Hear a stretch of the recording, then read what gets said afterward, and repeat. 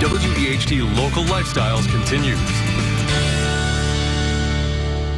Saundra Hadley is our wedding and event planner, and today she's going to give us a look at some wedding traditions that brides and grooms still love to embrace. Yeah. So, I mean, you know, I perform a lot of weddings, and you certainly plan many, and you see a little bit of everything these days. Yeah, stuff that's in the ceremony. People really, I think you see it, and you may not know what the origin is or what it means and so forth. So right, and there are lots of them. So let's begin. Let us begin. So the one that's done across the board, Catholic and other denominational Christian religions, is the unity candle. You've seen them. They're up there setting fire to things, right? And hoping the little lighters work. You know, everybody gets nervous and clicks. Oh, I don't do any of those. There's no clicking in my weddings. We have the little votive lights. So that's the way to do it. The moms come in through the processional, and there's 3 candles. There's 2 tapers on either side, and there's a large pillar candle in the middle. And the moms will light, respectively, the taper candles, representing this side of the family and this side of the family.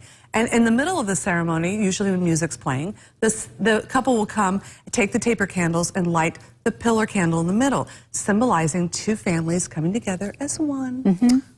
Oh, it's very sweet. It is sweet. It's very sweet. There's a lot of shuffling around because you got to flip the dress out of the way. Yes. Those long trains, so turn around, hand off your flowers. Have music playing in the background, whether you're in a Catholic church or outside, whatever. So, well, actually not outside. Yeah, it's hard to do that outside. Brings me to my second one. It's kind of morphed into the sand ceremony, kind of along the same idea, but you don't want the candles burning out because that, I don't know, that just kind of negates the whole thing. So, and outside it can happen. So you have a sand ceremony, you have 2 cylinders of different color sand, and you have 1 vessel, and you come together and pour it in, and it creates this really beautiful pattern that you can keep and put on your mantle or a shelf or something, and it means the same thing, 2 families coming together as one. And I love it because if one or both of them have children, then the children also have their own colored sand and pour in there too. Oh, that's so we've done sweet. that a couple of times this year, and that's really sweet. So one of my couples last year actually did candy on either side, 2 different colored M&Ms, put it together, and they just thought it was funny.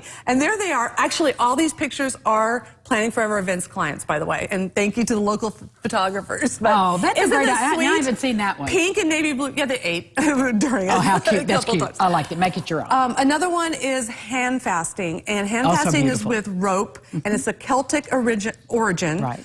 And it comes together, and it binds the hands together, and it really comes from medieval times. It took the place as the marriage license because government and church did not recognize the marriages. So that acted like that. And we had a couple in October. They did the rope, but when they finished, they tied the ends, and it tied into a knot. Hello, that's where the phrase came from. Let's go tie the knot. Exactly, exactly. I think, and also we can never leave out the Jewish tradition of breaking the glass. Mazel tov. Oh, yes. So the glass is actually a very specialized glass. It's very thin because you really can't break glass. You could roll your ankle. So at the very end of the ceremony, the groom or one of the couples will break the glass, and then, of course, everybody goes, Mazel tov, and it's so much fun. What's the story behind the tradition? So I read up on it. It says that the glass shattered, stay shattered would be as long as the marriage, which I didn't understand, but I think it comes back from when the temple was demolished in Jerusalem, and so that's the shattering. Is that right? Am I right? You're doing good. Ooh, I was a Gentile, and I got it right. 70.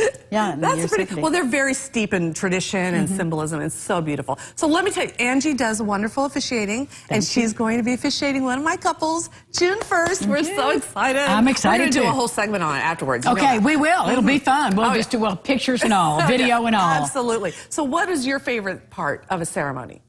My favorite part of the ceremony is when everybody gets in place. All the processional's done, and they're standing there, and I just have everybody exhale a minute and have the bride and groom be in that moment. Yeah. And just look around and see all the people happy for them and loving them. That's my favorite moment. I love that. If we're going to have fun, get ready for June. We'll be back. Let's check in with Ron Rhodes. Oh, we've got the sunshine giving way to clouds right now. Nice and warm. How long will it last? I'll let you know coming up.